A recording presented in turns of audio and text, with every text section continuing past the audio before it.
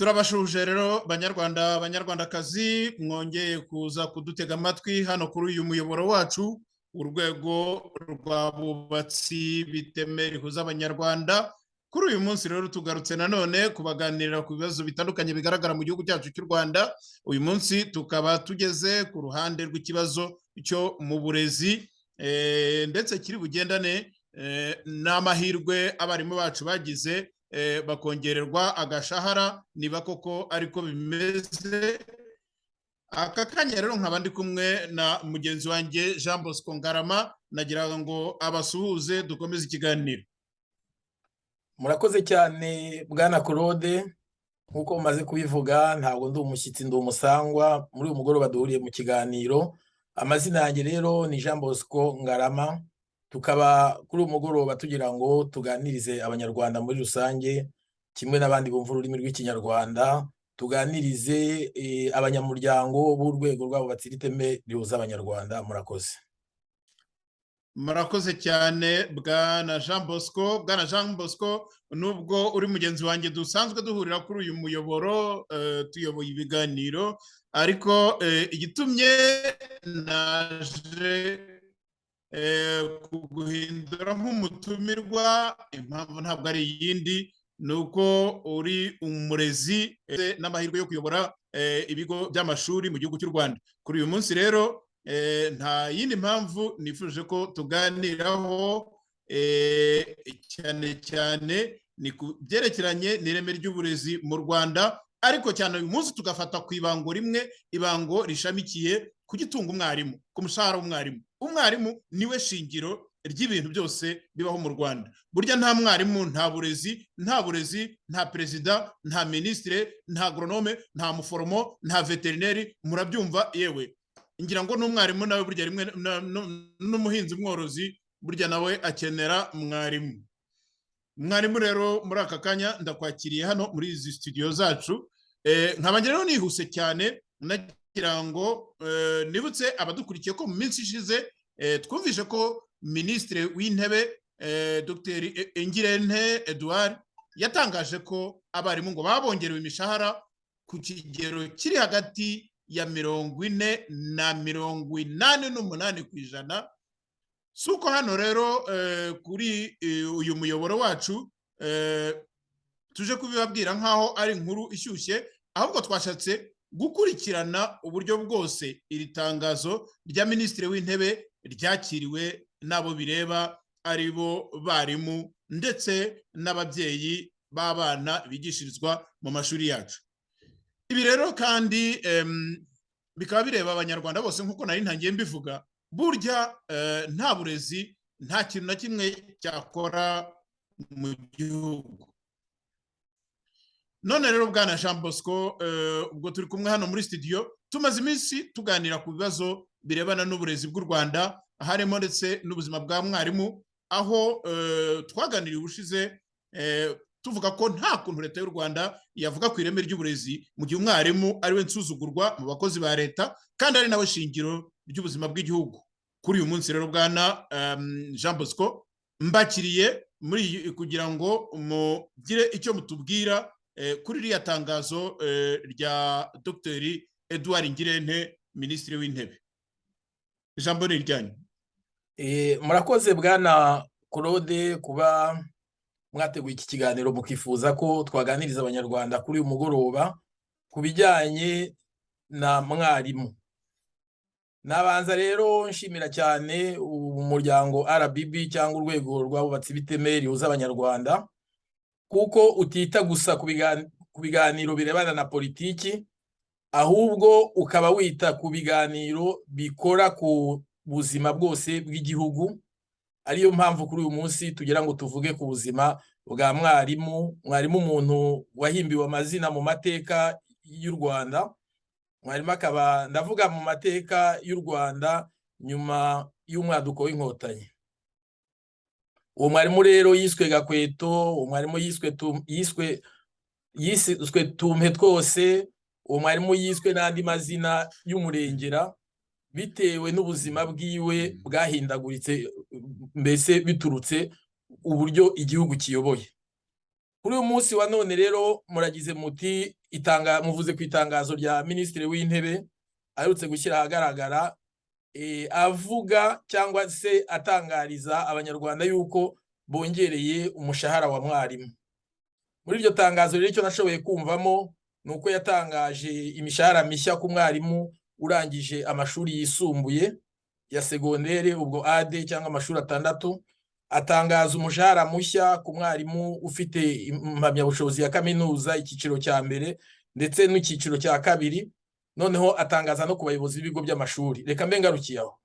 Muri make rero Bwana Bernard, uretse icyo cy'umushahara, yanijeje abarimu yuko bagiye gutangira gutanga inguzanyo, yavuze n'umubare w'amafaranga bagiye gushyira mu bigega byitwa SACCO kugira ngo bijye byunganira abarimu mu gufatamo inguzanyo n'ibindi. Mbese muri disikuru yiwe politiki isize n'umunyu, uwayumva uwo ari we wese atari umunyarwanda cyangwa atamenyere kuba mu Rwanda, atazi ubuzima bw'umwarimu mu Rwanda, yavuga ati abarimu noneho baragashize, bagiye kuba abazungu mu gihugu cy'u Rwanda. Nge rero mbere yuko dutangira, mbere yuko ninjira mu kiganiro nyirizina, nagiraga ngo mbwire abakurikiye ikiganiro yuko ibyo ngiye kuvuga n'ubuzima nabayemo, ni nk'ubuhamya nshaka gutanga ariko nshingiye ku byatangajwe na Minisitiri w'Intebe. Ndumva na Minisitiri w'Uburezi yarabivuzeho. Ninjiye muri enseignement y'u Rwanda, mu burezi bw'u Rwanda, guhera mu mwaka w'1998. Icyo gihe ngitangira nahise mba umuyobozi w'ikigo cy'amashuri abanza, cya kigo kinini kiriho abarimu 18. Urumva ari benshi, umuntu yabanye n'abarimu benshi, ubuzima bw'abarimu butandukanye ndabuzi. Yego, hari mu giturage, nabimazeho imyaka 6. Naje kubivamo, nigisha igihe gito, mbivamo njya gushakisha ubuzima ahandi. Ubuzima rero mwarimu yahuye nabwo cyangwa ahura nabwo kuri uyu munsi wa none, ndabuzi yuko ni ibintu nabayemo twasangiye. Nk'uko rero mwarimu bivuze, itangazo ryaratanzwe, imishahara bavuze ko yongejwe guhera mu kwezi kwa 8. Ubwo dutegereje uburyo iyo mishahara izagera ku barimu, tukumva icyo bavuga. Ariko uhereye ku biganiro bitandukanye twagiye twumva, byagiye bitangwa n'abarimu ubwabo. Abarimu babazwa n'ibitangazamakuru bagiye bavuga yuko ntaho bavuye, nta naho bagiye. Ngaruke ku kandi kantu kamwe gakomeye cyane Minisitiri w'Intebe yagarutseho, yavuze ko ngo bagiye kuzamura ireme ry'uburezi.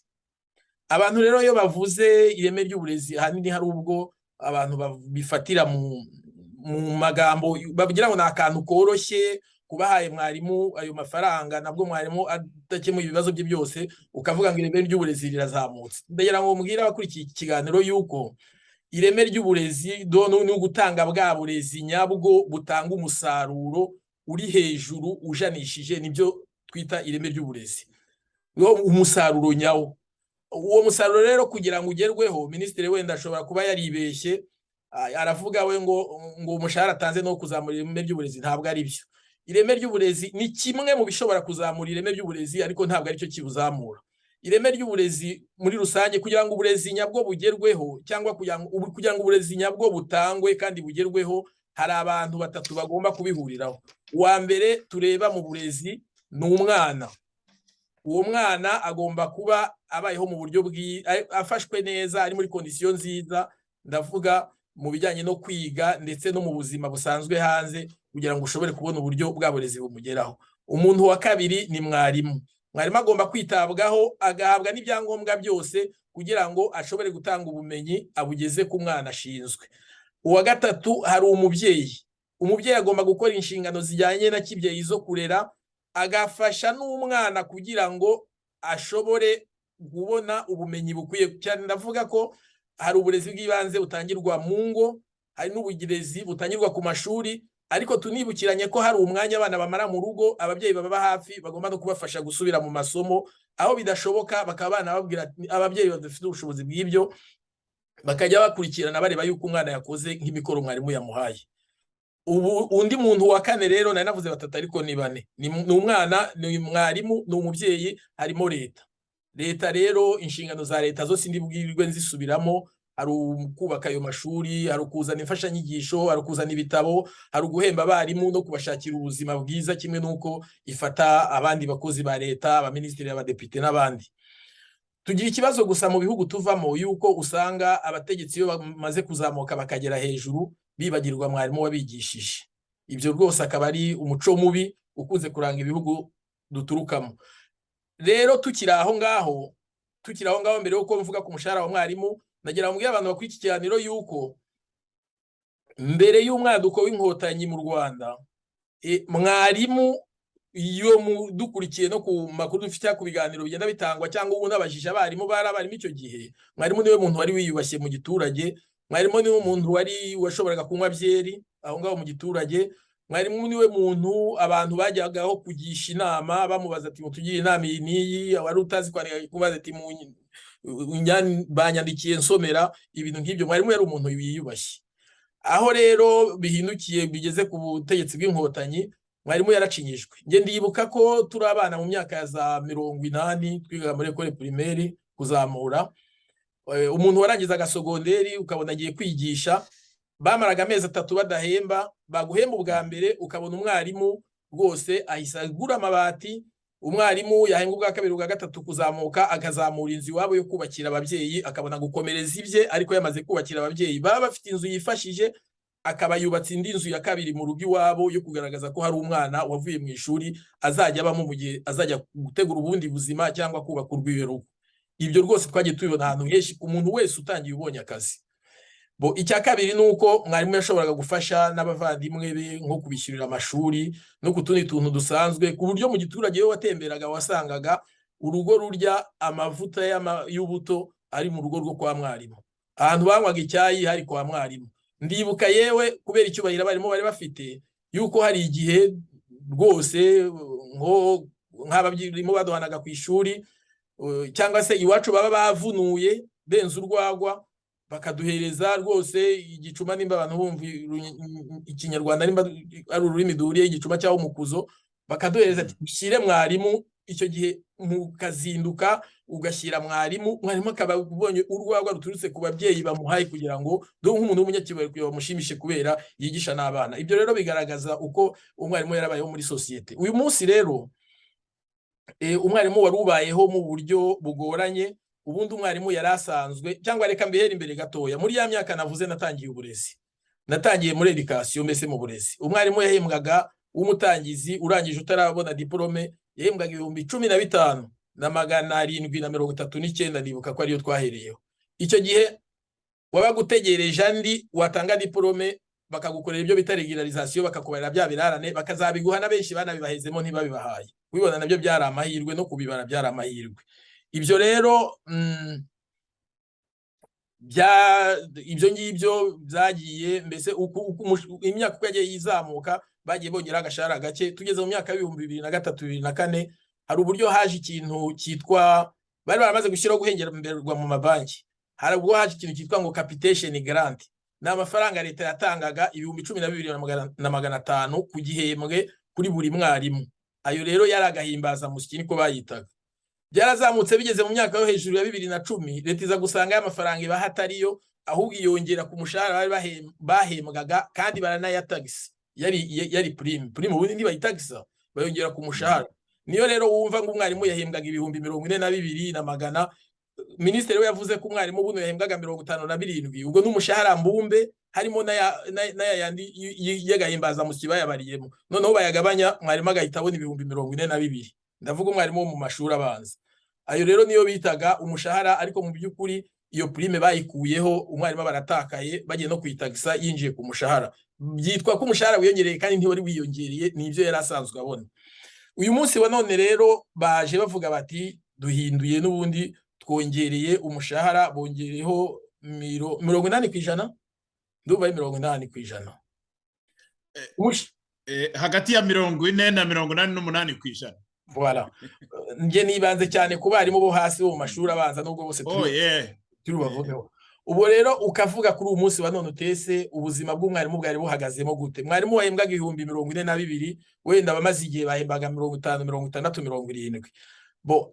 Inyuma yuko nari maze kubisobanura, hari noneho n'ibigo leta yavuze ko amashuri ari ubusa, kwiga ari ubuntu, ko leta ariyo byose bifata hasharije, ariko n'ubundi ababyeyi ku bigo by'amashuri ugasanga bakwa imisanzu ikomeye, imisanzu y'umurengera. Leta igasubira inyuma ikanavuga iti amashuri ni ubusa, kwiga ni ubuntu, ntihagire uzasaba amashuri abana amafaranga, ariko bakavuga ngo ababyeyi bajye bahemba abarimu babaheze prime. Ubushobozi bw'umubyeyi nabwo ukavuga ngo ntabwo. Ibyo rero ku bigo bimwe na bimwe mu Rwanda hari aho batangaga izo za prime bitewe n'aho ariho. Noneho rero duhereye kuri wa mushahara wa mwarimu, nabwo iyo prime yatangwaga mu gihe cy'amezi 3. Duhereye kuri wa mushahara wa mwarimu tukavuga ati 42,000 umwarimu wabaga mu mujyi wa Kigali yahembwaga ibyo 42,000, tuvuga ko wajyaga na wa prime y'ibihumbi 10 cyangwa 15 ni 50 na ayo mafaranga. Ubwo koko yagombye kubeshaho umuntu mu gihugu amadolari 50 mu kwezi kuzima. Uziko mu mujyi nta muntu ugira inzu ye, abantu benshi ntibagira inzu, urakodesha, ugomba kurya, transport kwishura kuba atari hafi, ufite abana, ibintu nk'ibyo. Uwo muntu yabagaho mu buzima bumeze gute? Ahubwo umuntu wese yakwibaza tese abo bantu babagaho gute? Nimba nge nkeka uko yabaye namaje. Navuze ko ubwo buzima nanjye nabubayemo, ariko nari mfite imirima, narahingaga, nari mfite intoki, mfite n'amakawa. Ibyo nibyo byambeshagaho. Nibutse abadukurikiyeho ko hari n'igihe nigeze nsaba inguzanyo y'ibihumbi 120, bagakata amafaranga ngahembwa ibihumbi 2 ku kwezi. Nakoraga ku buryo njyayo hashize amezi 3 bakampa ibihumbi 6 ngataha. Ubwo rero uyu munsi wa none ni bwa buzima n'ubundi bwari bugikomeza gutyo. Abarimu benshi babayeho batariho, abarimu bambara imyenda itameshe, kubona isabune ni ikibazo. Nta mwana wa mwarimu ushobora gutsinda ngo ajye mu ishuri rya sogonderi. Ubu noneho system uko basigaye barahinduye ni gute, uretse ko ari muri rusange ku banyarwanda bose ko bakennye. Mwarimu yatsindishaga umwana aho kugira ngo ajye mu ishuri rya leta akamujyana muri yandi ya 9 bakoze y'abakene. Umwana akaba ariho yiga uko azishyura nk'ibihumbi 7, 8, utakaragatakaririraho, uzatsinda turoko makabona kuzamuka. Muri make rero uyu munsi Minisitiri w'Intebe aravuga ko umushahara bawongereye, ariko nabwo nubwo avuga ko bawongereye, nk'umwarimu w'umuade avuye ku bihumbi bya 42 yabonaga azajya mu bihumbi 80. Uyu munsi agafuka k'umuceri, dore umuceri ko ari ibiryo rusange dukunze kurya mu Rwanda, kagura ibihumbi 40. Ubwo nukuvuga yuko umwarimu azahembwa udufuka tw'umuceri 2. Ayo mafaranga yo azabaje gukora iki? N'ubundi n'ubusabusa, n'ubundi bwiyongereye ku busabusa. Iyi mishahara rero bavuze, iyo urebye umuade bose amafaranga bahembwa ni umushahara mbumbe, batarakata ngo bakureho ya matagisi yose bakuraho, batarakuraho amafaranga yo yinjira muri cya kigega navuze sako bashyizeho cyo ni koperative. Sako ni koperative y'abarimu, nicyo bahemberwamo. Ni nka banki, ni koperative ariko ni na banki, niyo banyuzamo amafaranga kugira ngo bahembwe. Bavuga ko nayo mafaranga ndariyo bazayashyira, ariko gishingwa nabwo muri 2003 bari bashyizemo andi mafaranga n'ubundi ngo abarimu bagomba kujya bafatamo inguzanyo. Ayo nayo yaje kuvukamo ikibazo. Abarimu uramuha inguzanyo, umutegeka amasaha agomba kuba ku ishuri, ibidanagwa agomba gukora, n'iyindi porogaramu sirisharije, nafata niyo nguzanyo azayikoresha ryari cyangwa azayikoresha gute? Ni ikibazo nabyo, ni irindi hurizo. Kuyagarura nabyo ni ikindi kibazo. Ukurikije umushahara w'ibihumbi 40, wasaba 300 kazabyishyura gute ryari, mu buhe buryo? Ingwate nazo biragoye uko bavuga ngo umwarimu ngo yishingirwe n'abantu 3 kugira ngo abone ingwate yo kugira ngo ahabwe ayo mafaranga. Muri make rero numva umushahara watanzwe nta kibazo wajuje gukemura, kuko n'ubusabusa bwiyongere ku busa. Imisanzu umwarimu asabwa ni myinshi, iyo ama FPR n'ibindi. Numva twaba tugarukiye aho ngaho turacyari kumwe, ariko aya mafaranga ni make cyane ugereranije n'ubuzima bwo mu Rwanda uko abaturage babayeho none. Murakoze. Urakoze cyane Bwana Jean Bosco. Ukomoje ku bintu bimwe nzi, sinzi niba wenda numvishe neza, mumbwiye ko mwinjiye mu mwuga w'uburezi mu 1998 niba ntibeshye. Niho ngereranyije igihe natangiye kugirana umubano n'abarimu,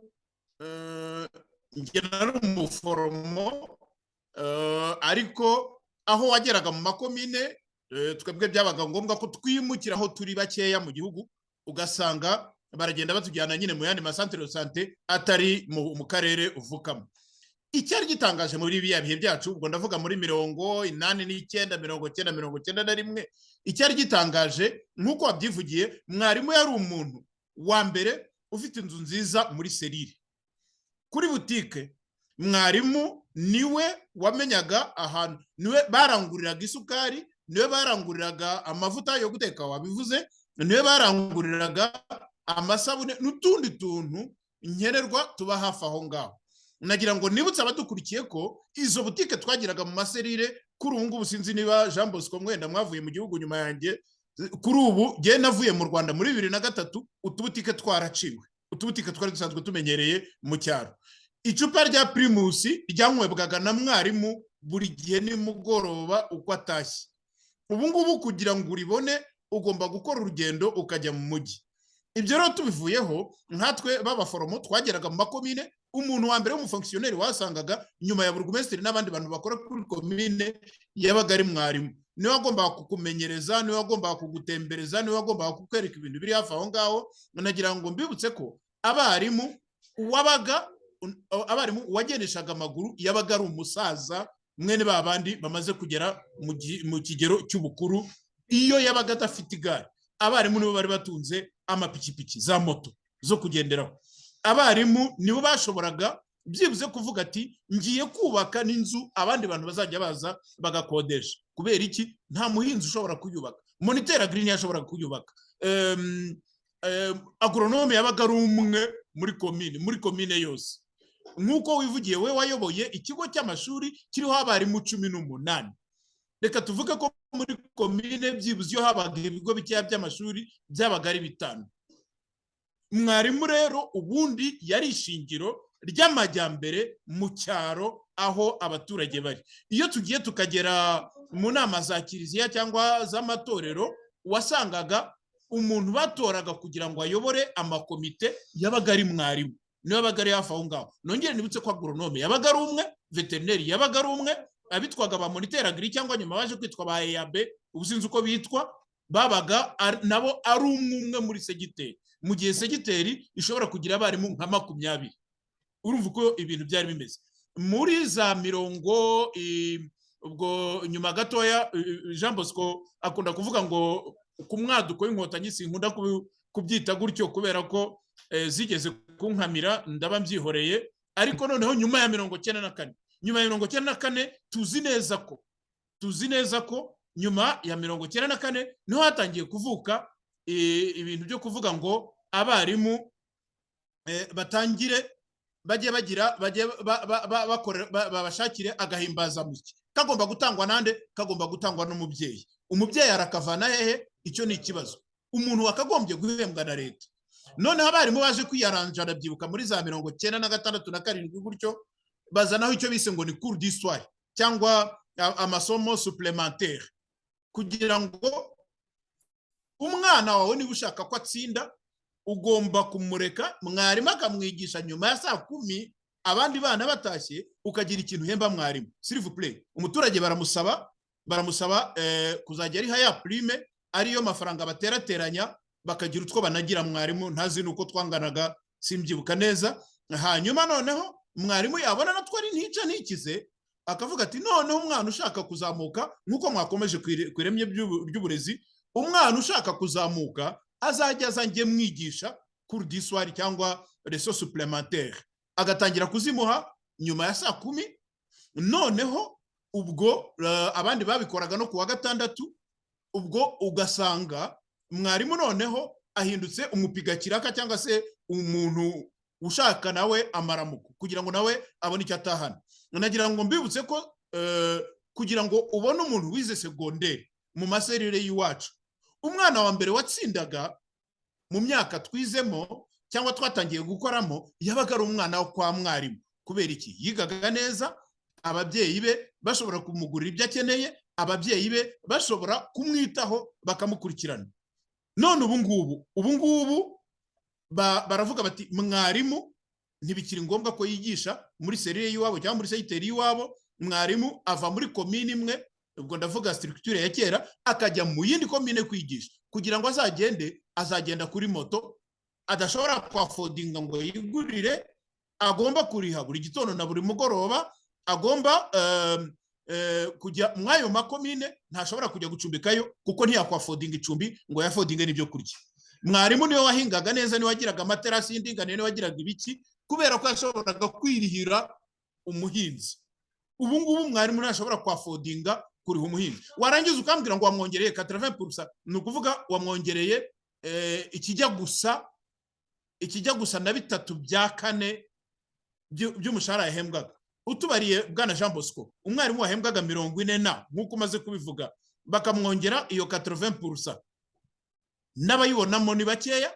Iyo 80% izaza wenda tuvuga ko azagenda akagera kuri 70 uvuye kuri 40 azagenda agere kuri 70 nagera kuri 70 umaze kwivugira ko agafuka k'umuceri kagura 40 already azagura agafuka k'umuceri kamwe, ntashobora kugura umufuka w'ibishyimbo. Mwibuke ko abahingaga ibishyimbo iwabo ubu bategetswe guhinga indabo n'imiceri, mu gihe twe twari tuzi ko imiceri yahingwaga iyo ngiyo iwanyu mu Kinyaga, nta nubwo twari tubyitayeho kuko twaryaga yavaga Taiwan, yavaga no mu Bushinwa, yavaga no muri Tanzania. Ibyo bintu ntabwo abanyarwanda bashobora no kuzabibabariramo leta ya FPR. Turagiye rero tugeze kuri cya kigega cya sako, kugira ngo wenda dukomeze. Ikiriya kigega cya sako niba ari ikigega, niba ari koperative, mbere gatoya hahozeho ikitwaga UCT ikaba mu by'ukuri yari banke yakomokaga kuri sendika ya Sestar.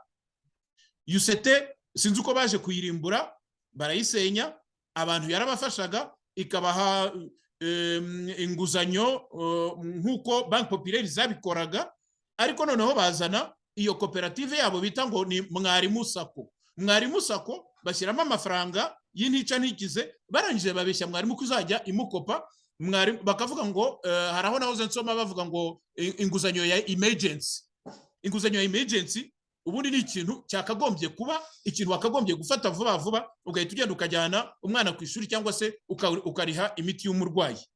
Noneho kuri bo emergency, kugira ngo amafaranga kuva umunsi watangireho dosiye kugira ngo uyabone emergency ukayiruka nkaho amezi agera kuri 5.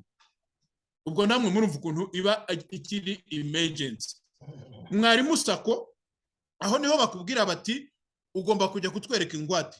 Kujya kubereka ingwate n'ukubanza ukababwira ko ufite amafaranga yo kuzariha transport y'abantu bazajya ku inspector iyo ngwate ngo barebe ko ingana n'amafaranga urimo kuguza.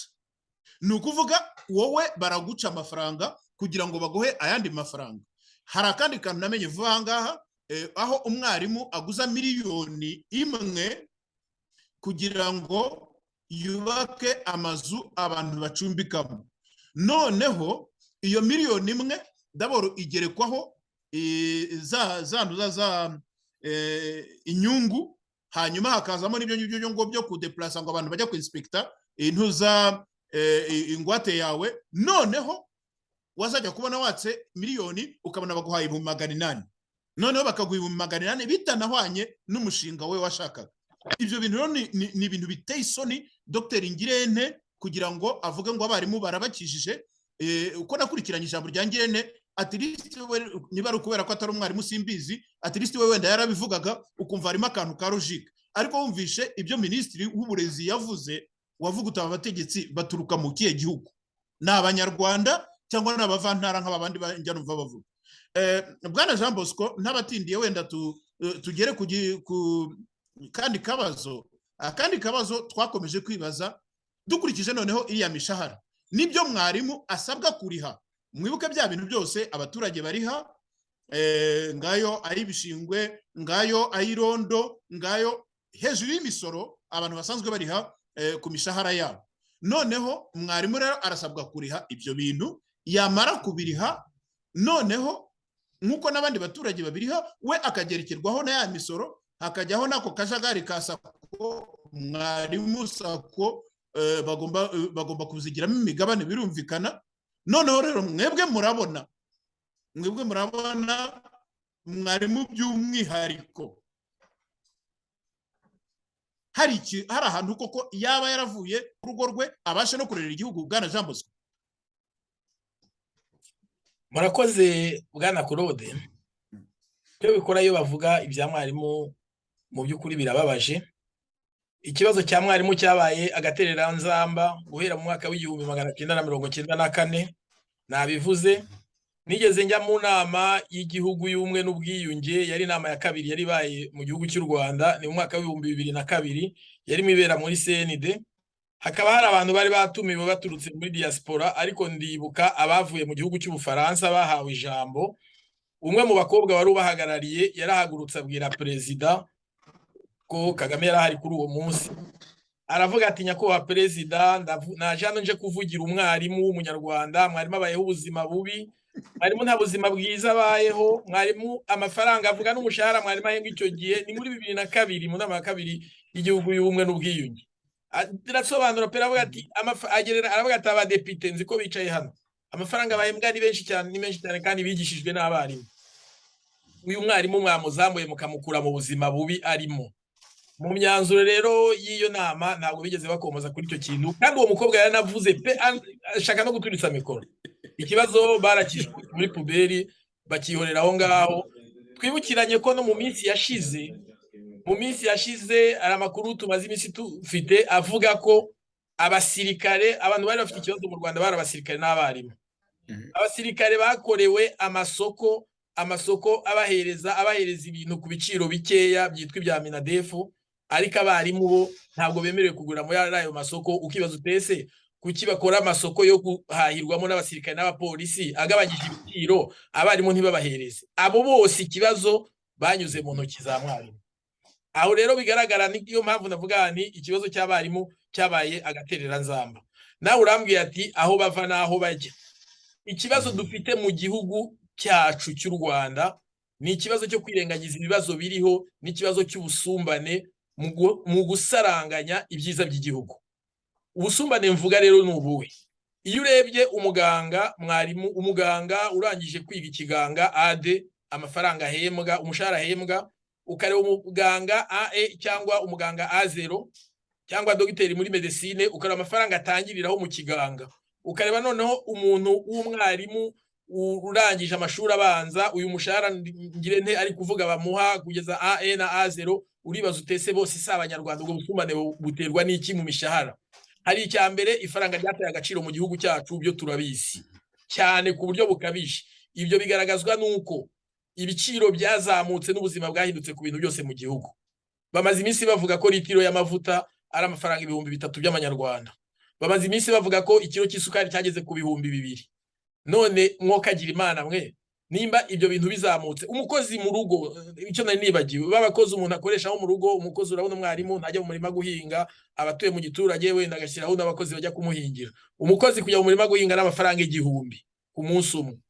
Bambwiye ko ikiro cy'ifu iwacu cyangwa gukigura amafaranga 700, kandi niho habaga ibiryo.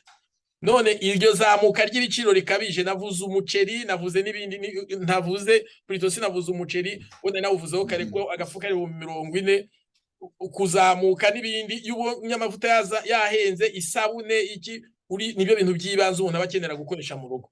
Ibyo rero bigaragaza ko ifaranga ry'u Rwanda ryataye agaciro. Niyo bya bindi n'ubundi navuga nti mwarimu n'ubundi yarasanzwe ariho atariho. None bwa busumbane rero nari ntangiriyeho mvuga mu bikiganga. Reba executive w'umurenge ni umurisansiye A0. Executive w'umurenge ahembwa mu mutangizi ahembwa mu 400. Noneho ngire nte uvuga ngo umwarimu mu A0 amuhaye 246, ubu noneho bongeje. Abo ngabo bafite 400 babahaye imodoka, babahaye n'izindi avantage. Abo bantu ayo mafaranga babahaye ntabwo biza amashuri amwe, ntabwo ugasanga mwaranize ibintu bimwe muri universite gusa kaba ariko kabahinduye. Ukajya mu bucamanza, birebye imishahara y'umucamanza ukora ku rukiko rw'ibanze, urukiko rwisumbuye cyangwa kuri hot court n'agatangaza. Ukareba rero no mu zindi nzego zindi z'igihugu, ukibaza utese koko umwarimu azira yuko arera abana b'u Rwanda. Icyo urumbajije rero nashaka kukubwira nuko iyi mishahara yatangajwe na Minisitiri w'Intebe, barayikurikirana bayicamo n'imigabane myinshi, igera no muri za banki zitwa za Sako nayo ikizeho ayayo.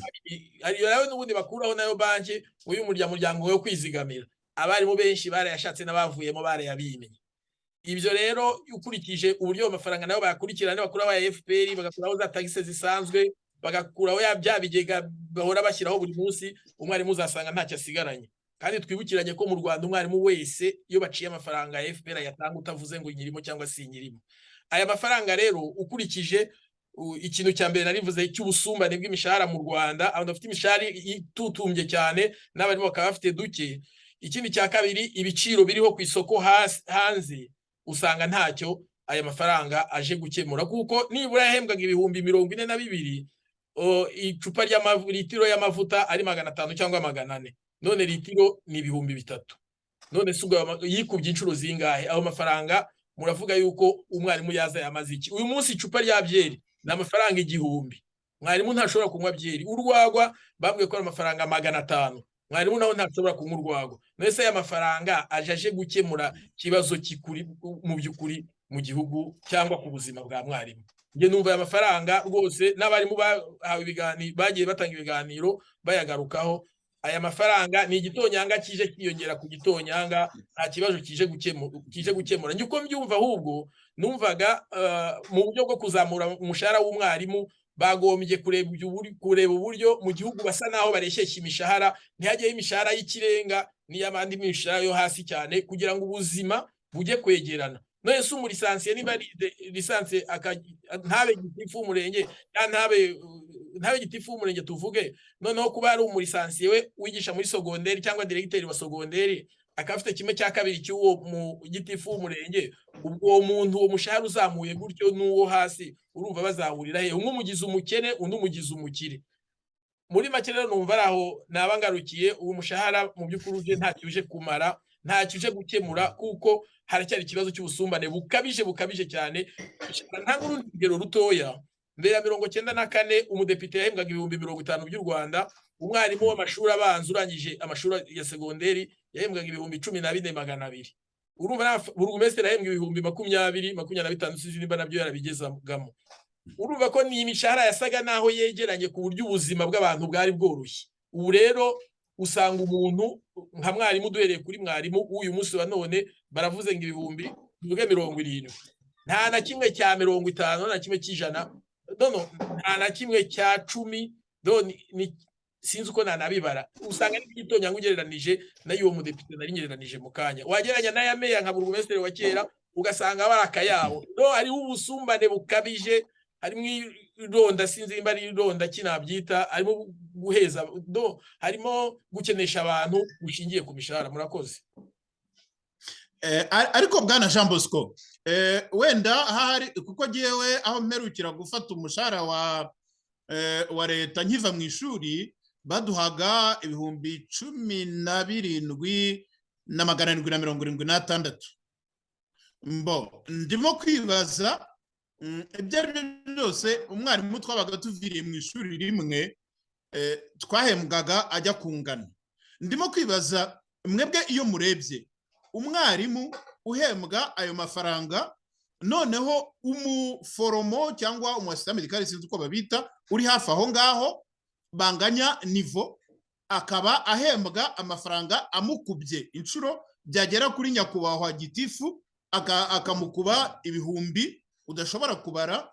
Ese mubona uko gusumbana kw'abantu bahwanyije niveau d'étude cyangwa icyiciro cy'amashuri barangije, babasobanurira ko biterwa n'iki? Nkamwe muherukayo mwigeze no kuba muri kariyeri yo kuvura, abamini yo kwigisha. Ndimo kwibaza wenda ari gitifu, uretse ko nawe bamuha vewiti, ari gitifu wenda twavuga tuti bimusaba kuzunguruka imidugudu akajya kuyireba. Ariko nabyo niba ari nako bimeze, decentralisation bavuga ntabwo yaba ikibaho.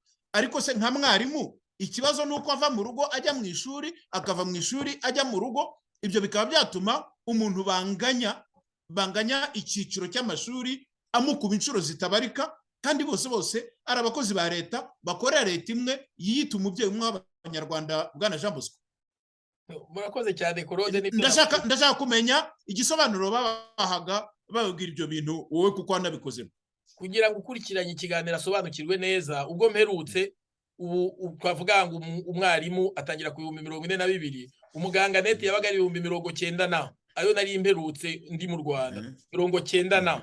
90 ubwo ukongeraho prime y'ikigo y'ivurira akoraho.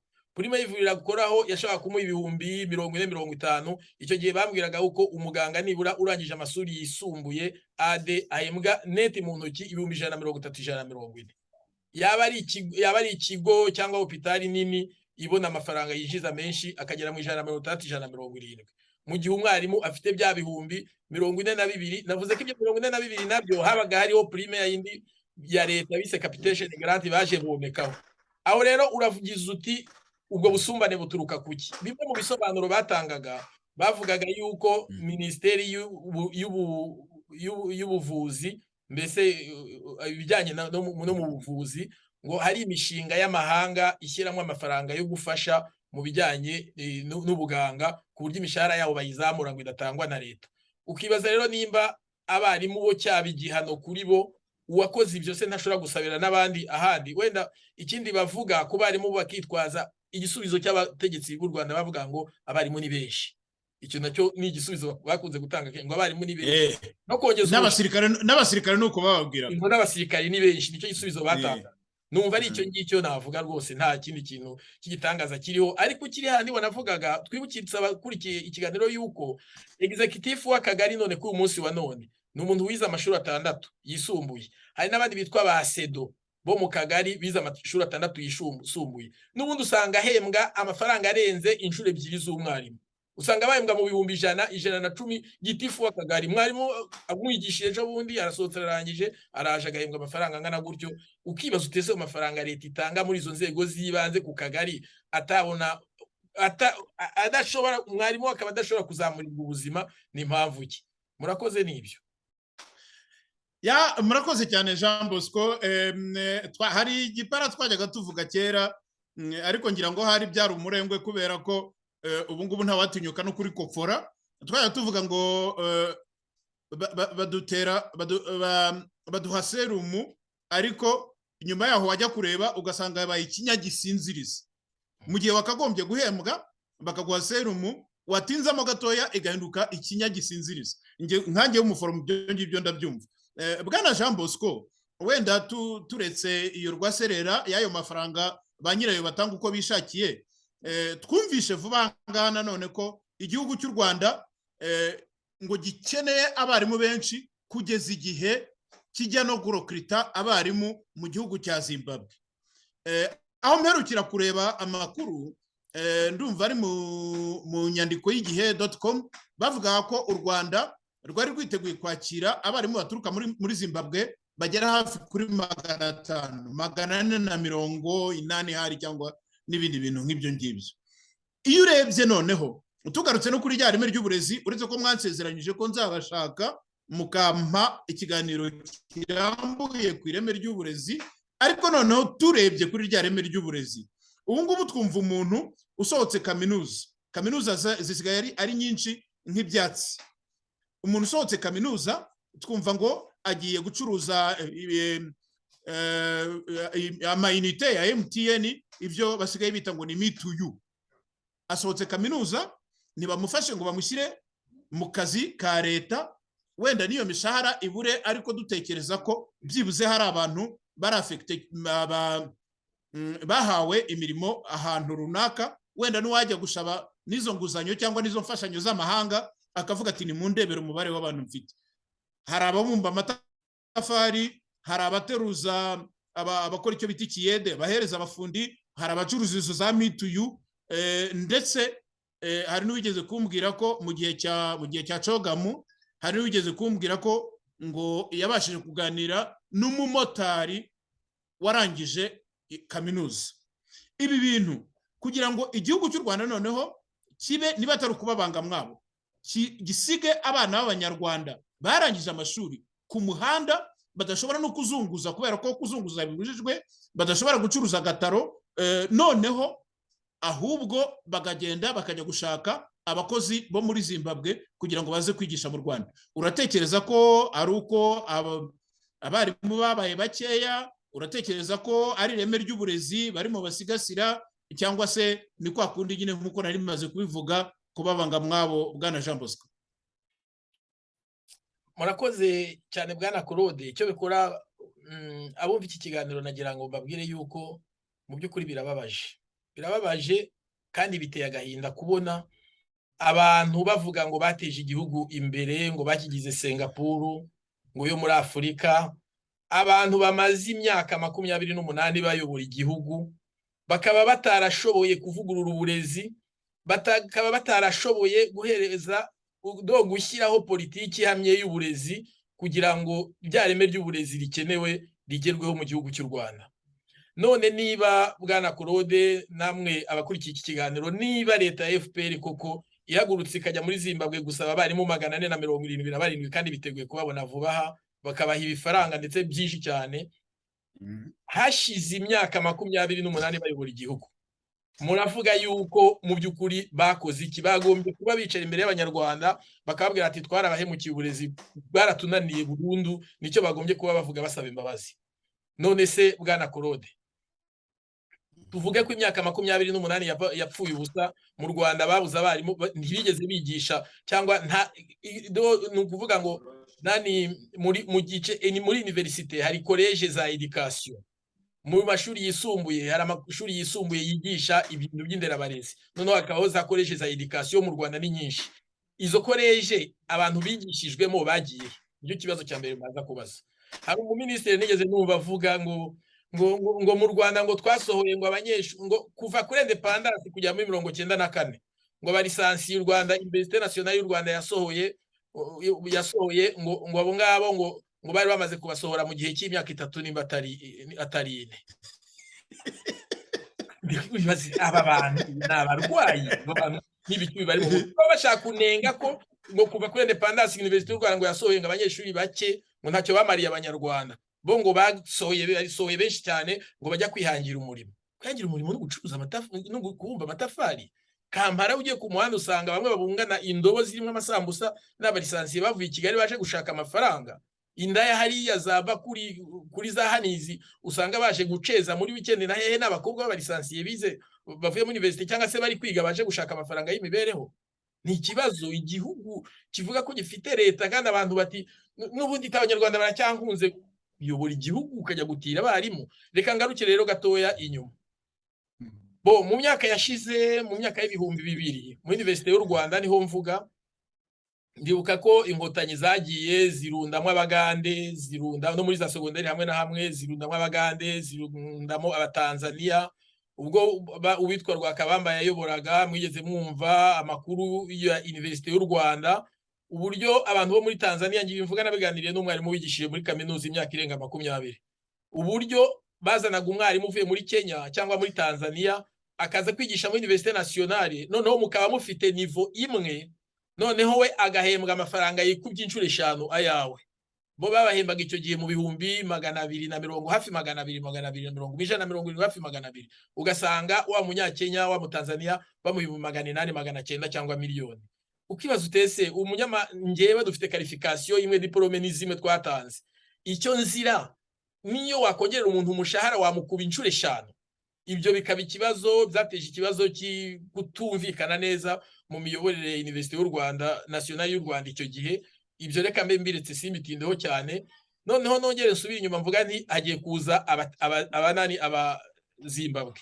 Wabaza uyu mutegetsi wabitangaje ati impamvu bagiye kuza ni iyihe, mumaze imyaka 28 mutanga uburezi, ntiyabisubiza. Ariko twavuze ko tuzagura ikiganiro ku ireme ry'uburezi, nagiraga ngo nshyiraho akantu gato cyane kugira gafasha bumva ikiganiro turimo. Ni ukuvuga ngo inkotanyi zagize mu Rwanda zica uburezi guhera mu mwaka wa 1994 kugeza mu munsi wa none. Niyo mpamvu mubona zigenda zizana abanyamahanga ngo bari bo baza kuzigishiriza, kuko zizazi kuba zarashoboye uburezi, ntabwo bari kwiga batumira abanyamahanga. Icyambere, hari abantu benshi mu Rwanda, nirebe ibi kiganiro ndi kuvuga ku bijyanye n'uburezi muri education, tujye hasi uko bajya bavuga ngo umwana apfa mu iterura.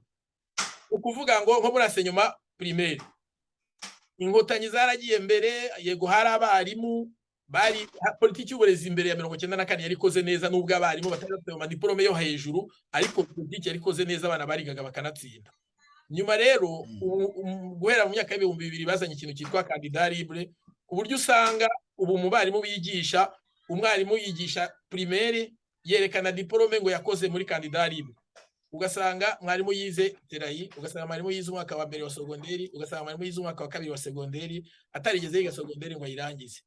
Iyo diplome bakayimuhereza akajya kwigisha, niyo kugira ngo ahembwe, ariko mu bumenyi nta bumenyi afite rwose.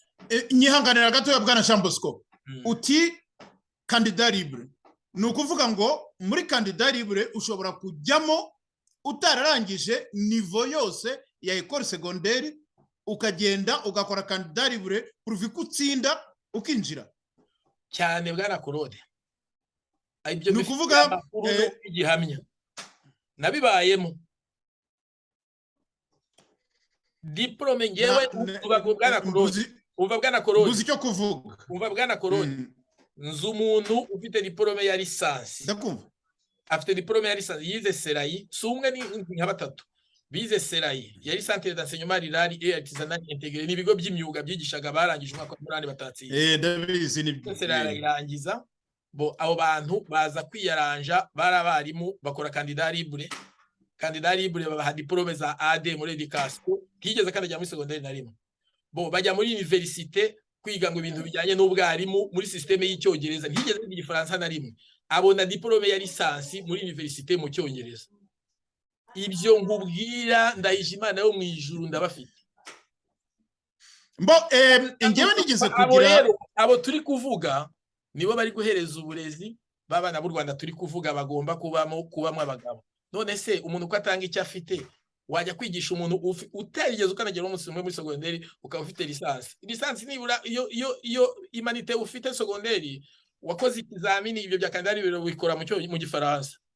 None umaze kwikora mu gifaransa utaranakize ngo una diplome, none uragenda ujya kwiga kaminuza mu cyongereza utarigeze kubona n'ijambo ry'icyongereza, ufite diplome ya lisansi yo mu cyongereza. Ibyo nkubwira bifitiye igihe n'umutegetsi w'u Rwanda wahamagara namubwira mugira ngo heriste rwose. Ibi mvuga abanyarwanda mwumve ko igihugu cyapfuye. Ibyiyongeraho iki bwana Claude, bumva bariye gato, byiyongeraho iki?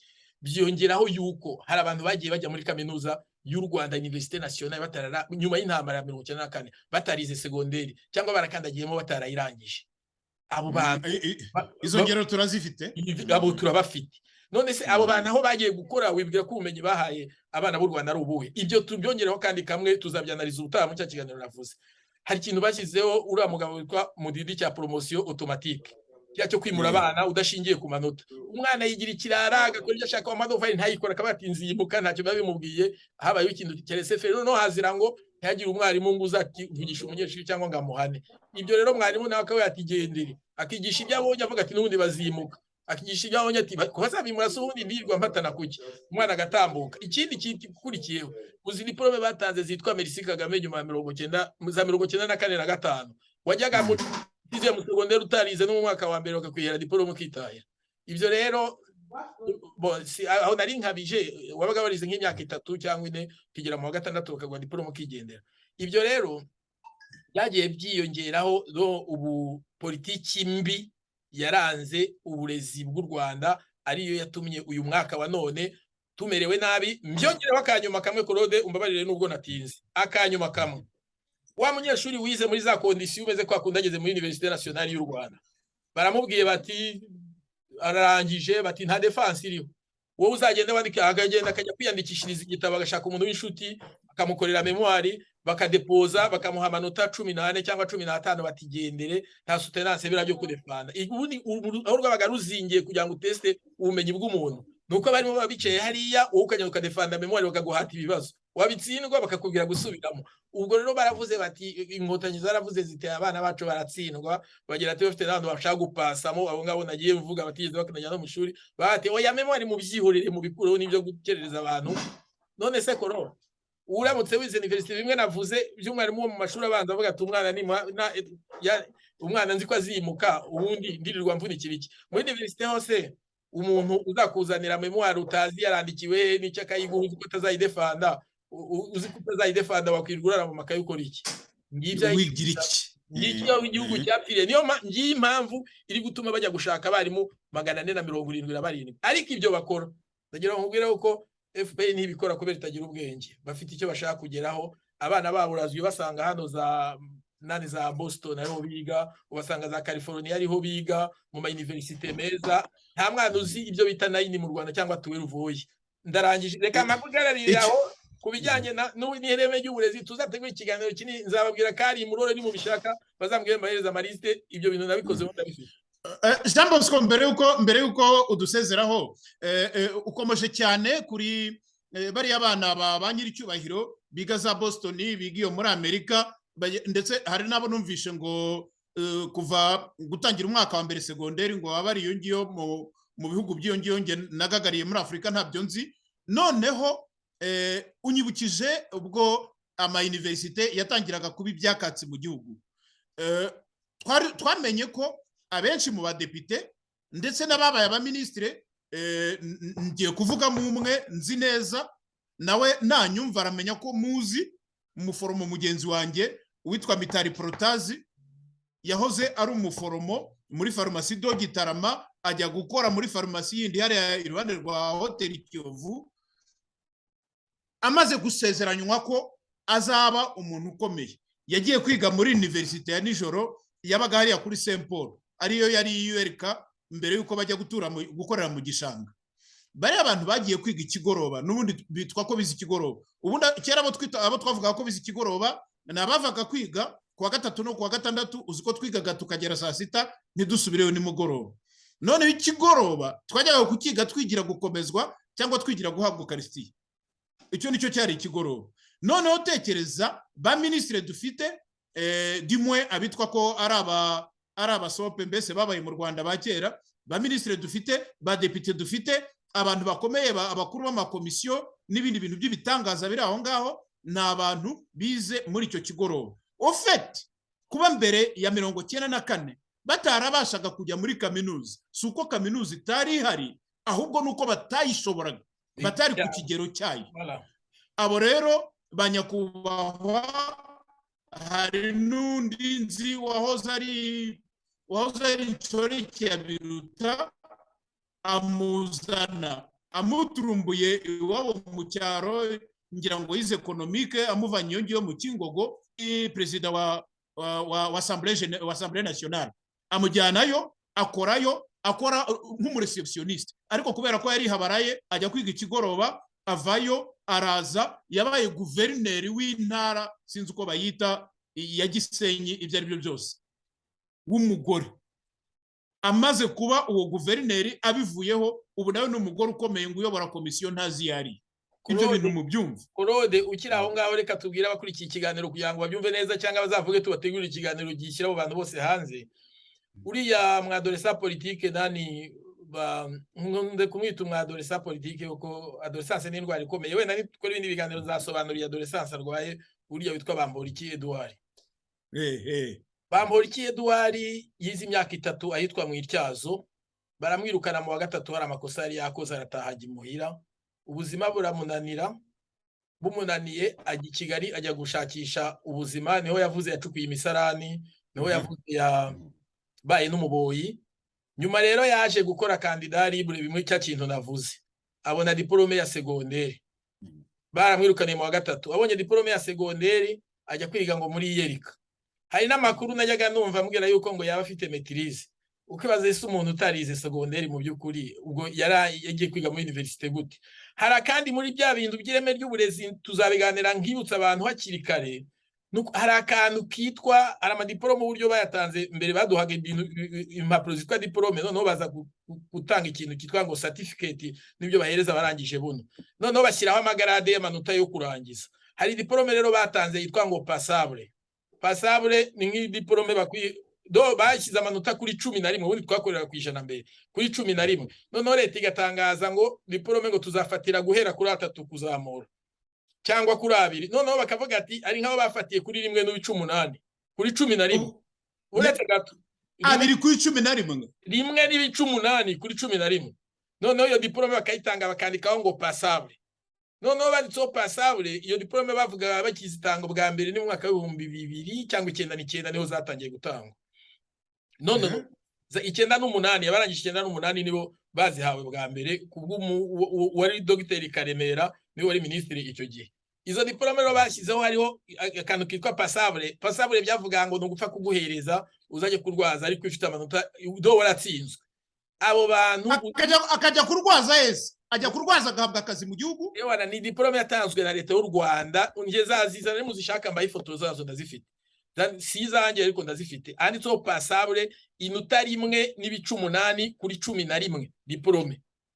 Noneho iyo diplome cyaje gutera ikibazo, baravuga ngo uwo muntu bashaka kumuha akazi cyangwa bakumukamuhe, ariko abantu barakoze nz'abantu bagiye muri Université Nationale bajya kwigamo bafite iyo yitwa passable, bararangije ubu n'abagabo n'ibitangaza birirwa banibeshyera ngo nibitangaza.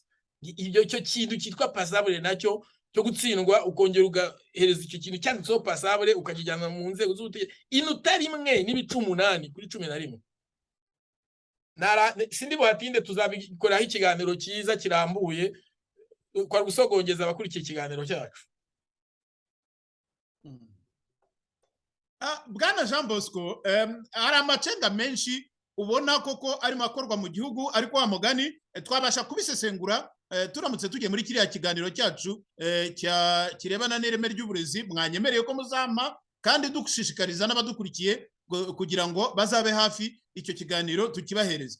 Hari gusa komantere imwe nabonye ku kiganiro twavuze kirebana n'ibyerekeranye n'imishahara y'abarimu n'uburyo umwarimu asuzuguwe. Hari umuntu wanditse ati muraho neza rwose, wagira ngo namwe mwagorewe muri mwarimu sako. Uwakubwira ibyangombwa bagutuma wabitekesha ibishyimbo bigashya iyo ushaka inguzanyo uyikeneye mu kwezi kwa 8 utangira kuyirukankaho mbereho amezi nk'atanu, dore nawe ngo baguhaye emergency. Ndumva iyi ngiyi ari nayivuze ngo kuri saving zawe, emergency kuri saving zawe, maze ukayungukira biteye agahinda. Ahubwo ni mutuvuganire leta iduha uburenganzira kuba agahato, bye kuba agahato twigire mu yandi mabanki. Ni ukuvuga uyu nguyu ibyo ari byo byose icyo yari arimo avuga ni uko kujya muri iriya mwarimu sako ari n'agahato. Niba babemereraga bakajya mu yandi mabanki bakareba banki ibaha rate nziza, babyita ngo iki, ibaha inyungu nziza, akaba ariyo bayoboka kurusha kujya muri iyo ngiyo babategeka kujyamo. Reka rero wenda dushimire Bwana Jean Bosco Ngarama. Bwana Claude, mumbabarire umuntu tumwe mukira aho ngaho hari utuntu uvuzeho ngira ngo mwira kuri iki kiganiro kubijyanye na banki. Ubundi batangira guhembera ku mabanki, abarimo bahembeye mu mapopire muri banki populaire muri ICT biza kwimuka bazanye sako, noneho bagenda bakwega umwe baravuga ati harimo inguzanyo, bafatamo inguzanyo konti yawe bagahita bayimuriramo.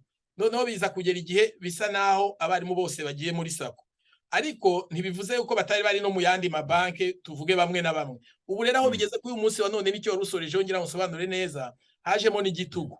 Sako niba ari koperative y'abarimu ugomba kuba ushobora no kuba muri koperative udafitemo konti nta kibazo, ariko cyangwa se ukayibamo ariko ufite n'uburenganzira bwo kwimukira mu yindi banki bitewe n'inyungu uyifitemo.